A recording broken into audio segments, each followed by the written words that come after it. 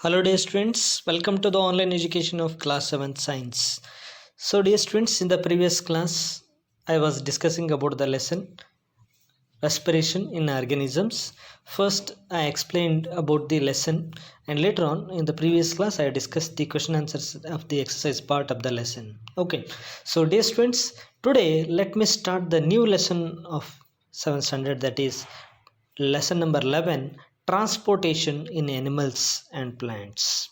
So this is one of the very important concept and a very important lesson, so that we need to study and understand very thoroughly, so that is linked to the next coming lessons in the higher classes. Okay, so before we go for deeply about the concepts, let us understand the transportation in plants and animals and why it is needed.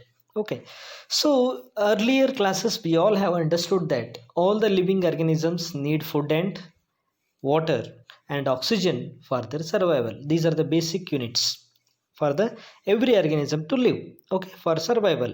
So they need to transport these all substances to various parts of their body. Okay, at the same times, further these animals need to expose or need to remove even the wastes which are produced in our body from different parts of the body through different organs. Okay, so they need to transport the waste from parts from where they can be removed. So from some organs they can remove their waste products also.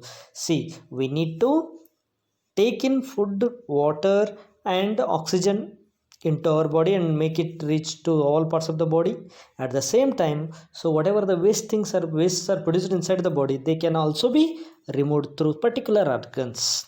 So hence we must need a kind of method in our body that is called as transportation process is needed. So we have heard about the transportation of vehicles. At the same time, in the same manner, so even the transportation takes place inside the human body. For that there is a network of vessels have been made, okay, which carry out the process of transportation. Okay, so whether it may be taking in and giving removing out the waste things from the body. So if you look at the diagram which is given here in the first page, that is figure 11.1, which shows the circulatory system. Okay, so here you could see that you will see that the heart position you can see. Okay, at the chest part you can see the heart, and for that two kinds of vessels have been connected, so red colored as well as blue colored. So those two kinds of vessels, they are connected to the heart. From there they have been connected to each and every part organ of our body. Okay, so they function to transport these substances, and together they form the circulatory system. So why these vessels and heart they work, they function to transport the substances, and together they are going to help for the transportation and also form the circulatory system. They all together form a circulatory system in human body. So in this chapter let us understand the transportation of substances in human beings and animals, and as well as in plants. So first let us study about the circulatory system. Okay, so first in the circulatory system we must learn what is blood. So it's very important. All of you have seen the blood and experienced that. See, just an example let me take. See, you people will be playing in the ground, okay, in the playground when you are playing. So or you are, if you are running in if you are running for a race, okay, in the PET period, so sometimes you get fall. Okay, when you fall down, so you will find that small injury, okay, at your legs or knees. So what happens immediately when you get a cut or a wound or injury in your body? Yes, so you will see that the blood slowly flows down. Okay, so you all have seen that red color blood. So what is blood then? So blood is a fluid. It's a fluid which flows in blood vessels. So which it is not like the how you store the blood in a tank, no, water tank. In this, it is not that the manner the blood is present inside the human body. So blood flows inside the human body in the vessels, blood vessels. Okay, in the form of vessels.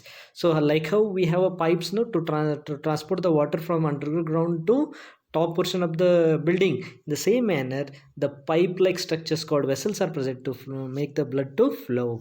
Okay, so what they do, so those vessels, okay, so the vessels trans the blood, what function does it do is it transport the substances like digested food from the small intestine to other parts of the body. See, so we all take in food that get digested and completely finally complete digestion takes place in the stomach and small intestine. Finally the villi absorb that food, and the digested food what is absorbed, no, from that small intestine. So the digested food no, is going to be absorbed.